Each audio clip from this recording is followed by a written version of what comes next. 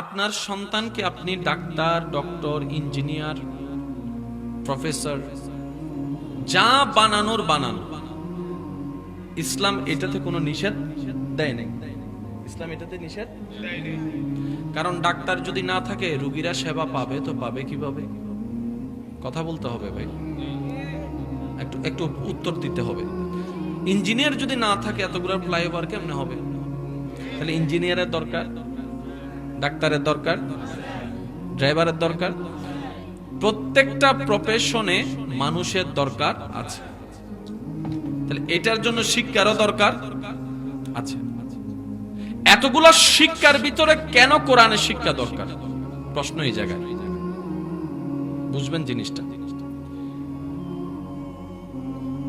আমরা যে শিক্ষাকে আপন করে নিই, আমার কথায় কেউ কষ্ট নেবেন না, কারণ আপনার জ্ঞান আছে, আপনি ভেবে দেখতে পারেন। যতগুলা বৃদ্ধাশ্রমে মা বাবা আছে, বেশিরভাগ মা বাবারা সচ্ছল পরিবারের। আপনি আপনার জ্ঞান দিয়ে ভেবে দেখেন, আমি আমার ছোট্ট গবেষণায় যেটা পেয়েছি আমি আপনাদেরকে বলছি। যতগুলা মা বাবা বৃদ্ধাশ্রমে আছে সবগুলা হচ্ছে সচ্ছল পরিবারের, শিক্ষিত ফ্যামিলির। আমার মতো মূর্খ ফ্যামিলির খুব কম আছে ওখানে, সব হাই গ্রেড শিক্ষিত ফ্যামিলির মা বাবারা ওখানে। আচ্ছা, যে মা বাবারা আজকে বৃদ্ধাশ্রমে আছে ওনারা কি এই স্বপ্ন কখনো কল্পনা করেছিল যে আমি আমার সন্তান থেকে দূরে থাকবো? উনি কি সন্তানকে পড়ালেখা করেছেন এই নিয়তে যে একদিন এই সন্তান বড় হয়ে বড় প্রফেসর, ডক্টর হবে, কোটি টাকা কামাবে, আমাকে বৃদ্ধাশ্রমে ফেলে দেবে, এই নিয়ত তো করেনি। তাহলে কোন শিক্ষার অভাবে ওই সন্তান মাকে মায়ের মর্যাদা দিতে জানলো না, বাবাকে বাবার মর্যাদা দিতে জানলো না? শ্রদ্ধার সাথে বলি, পৃথিবীর কোন সাবজেক্টে মা বাবার প্রতি ভালোবাসার ব্যবহারের উদাহরণ আপনি কোন শিক্ষাই পাবেন না, একমাত্র ইসলামের শিক্ষায় সেটা পাবেন। সুবহানাল্লাহ। বুঝবেন?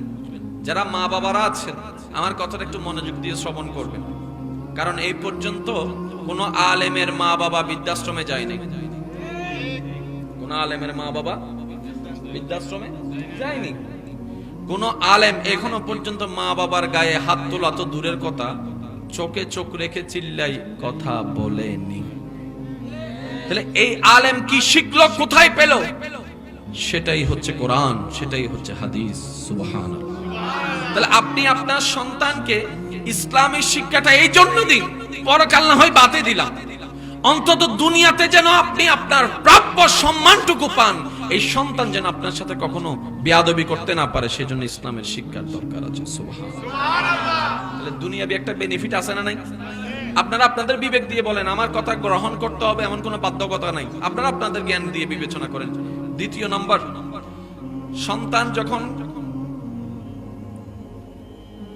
কোরআন হাদিসের খেদমত করবে, এই কথায় যদি কোনো পথভ্রষ্ট মানুষ হেদায়েত পায়, ওই মানুষ যতদিন ভালো কাজ করবে ওই ভালো কাজের সওয়াব আলেম তো পাবে, আলেমের মা বাবাও পাবে।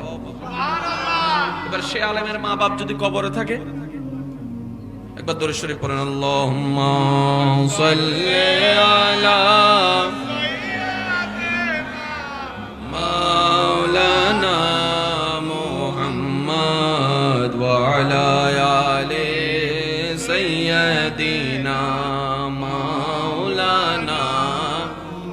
উচ্চ আওয়াজে একবার বলেন মারহাবা। যেগুলো আছেন একটু মনোযোগ দিবেন। লাইফ পরিবর্তন করার ইচ্ছা আছে তো? পরকালে শান্তি থাকার, দুনিয়াতে সম্মান এবং শান্তিতে থাকার ইচ্ছা আছে? তাহলে কিছুটা কাজ আপনাকে করতে হবে। ফ্রি সবকিছু হয় না, কিছুটা ইনভেস্ট করতে হয়। লাভ আগে না ইনভেস্ট আগে? আগে ইনভেস্ট করতে হবে। এই মাদ্রাসা না দিয়ে যদি আপনি ছাত্র তৈরি করতেন, আগে মাদ্রাসা তারপরে না ছাত্র, ছাত্রের পরে না হাফেজ, হাফেজের পরে না আলেম, জন্মের পর থেকে তো আপনি আলেম পাবেন না। প্রত্যেকটা কিছুর একটা ধাপ আছে না নাই? একটু মনোযোগ। পৃথিবীর বুকে যতগুলা সাবজেক্ট আছে, আমি শ্রদ্ধার সাথে বলি,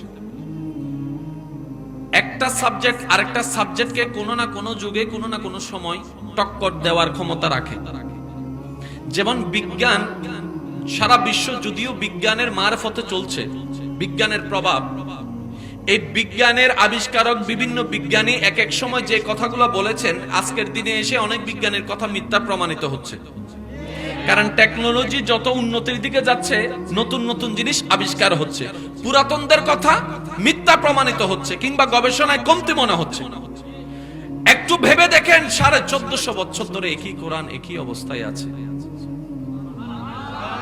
আর একটু জোরে, এখনো পর্যন্ত কেউ এসে কোরআন পড়ে বলেনি 2024 সালের সাথে, 23 সালের সাথে, 25 সালের সাথে, 22 সালের সাথে, 20 সালের সাথে এই আয়াত মিলতেছে না, এটা একটু বাদ দেওয়া দরকার।